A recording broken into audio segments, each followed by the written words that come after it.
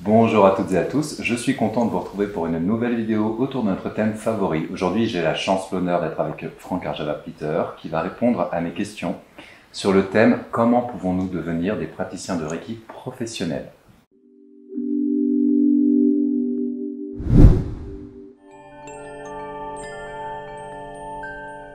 Hi Arjava, how are you? Hi Gauthier, nice to see you again so soon. Weird. Yeah, just in the same place, same room, same moment. So I'm so happy to see you again. Arjava, my question is, do you have some advice for Reiki practitioners that want to be professional, start a business, not a business, but do a professional stuff with their own Reiki abilities? Okay, so I'm more in favor of organic growth, growth that happens by itself. I'm not in favor of pushing the river. So if you want to have business advice, you need to go to a businessman, not to me. So I'm not good at that. I'm not the right person. So I trust that when you have a wealth of experience in you that has grown over the years of practice, there comes a time when that wealth is being called upon by other people. And they will get in touch with you, and they will want you to teach them, and they will want you to take care of them, to love them, and to show your kindness to them, and to receive the teaching from you. So I'm more in favor of an organic way. You just wait. Do your work, do your homework, do your practice, and if it's meant to be, the people will come. And if it's not meant to be, then you just take care of your family, your parents, your partners, your children, your grandparents, whoever is close to you, you can take care of those people, and that's the most important thing. So originally Reiki was thought of kind of home remedy to take care of the people close to you. For a woman, might be part of your dowry.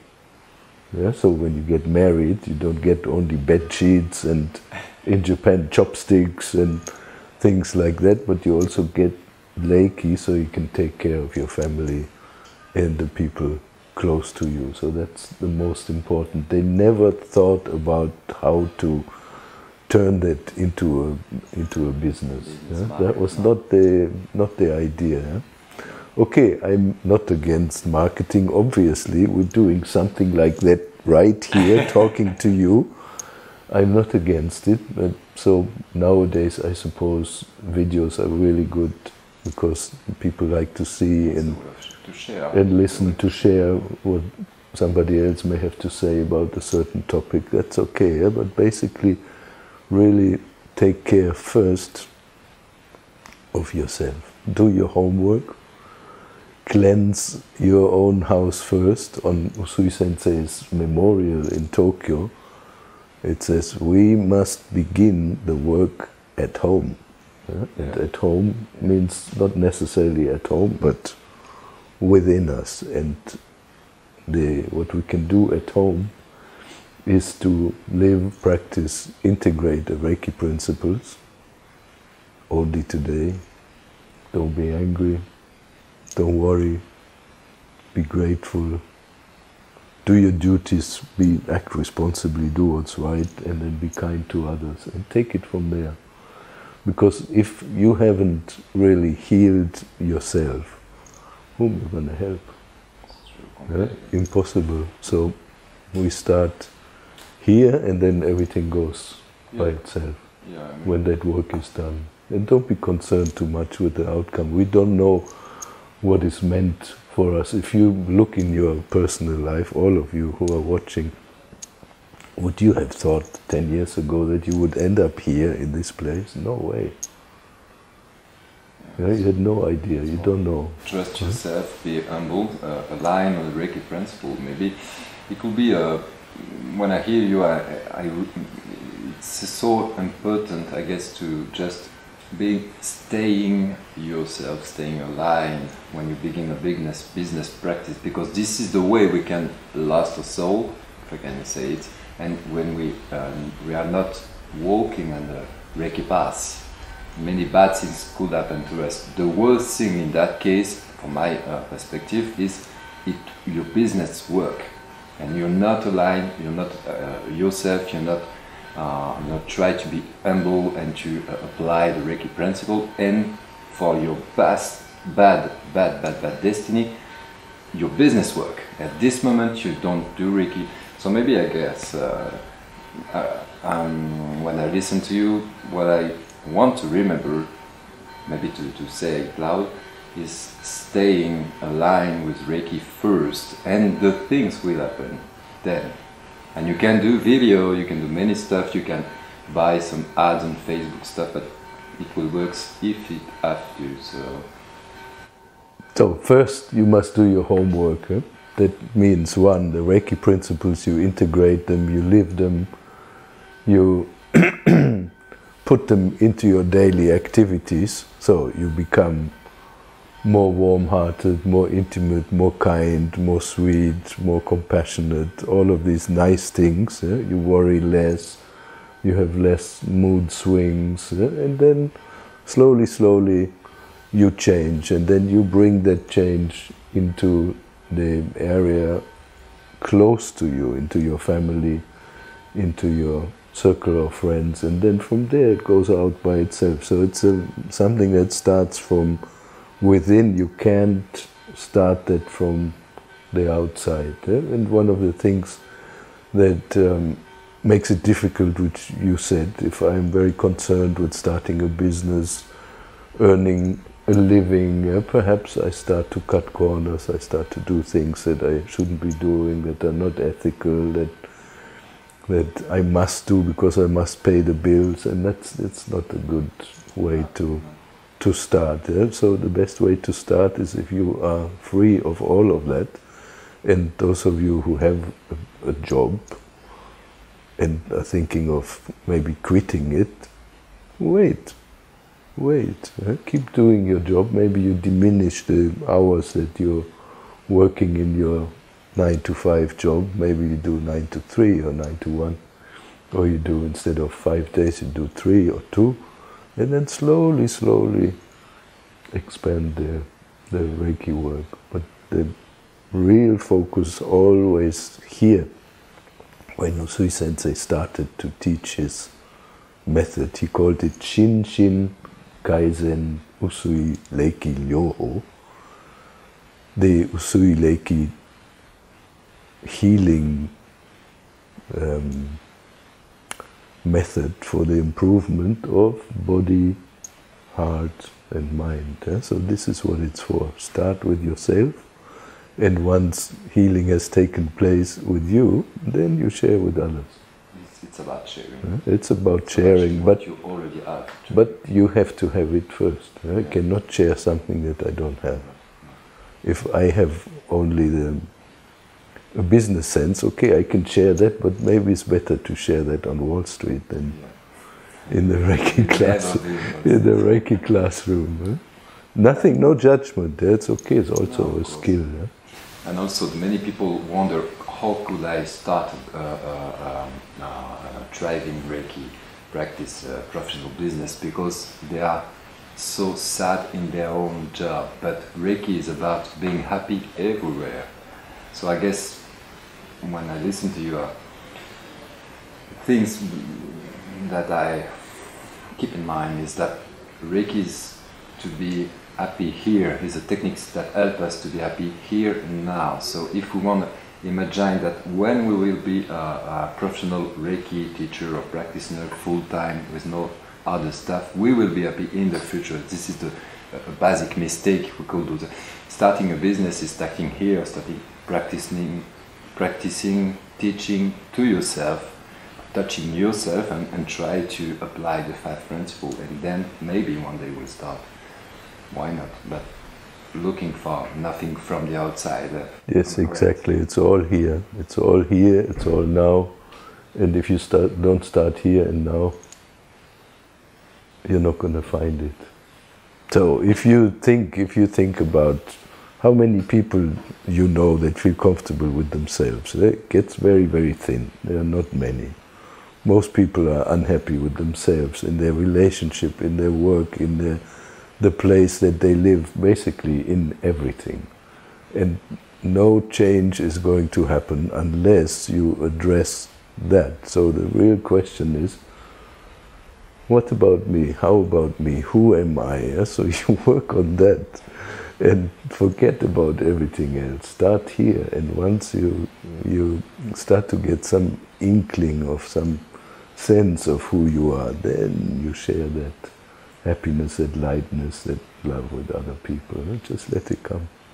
Thank you so much, Harjava. You know, sometimes when we are Reiki professional, we can experiment something that nobody could expect from a professional, Reiki professional. Reiki, just behind the camera, just said something that I experience sometimes.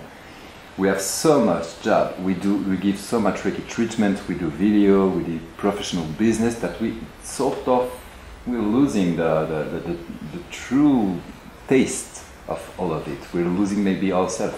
Do you have an advice for those, like maybe me or others, really cool experience? And do you have an advice for all of these people? Yeah, easy. One word. Don't. Don't lose yourself. And I knew you're not doing it because you never answer the phone when you're in Lesbos.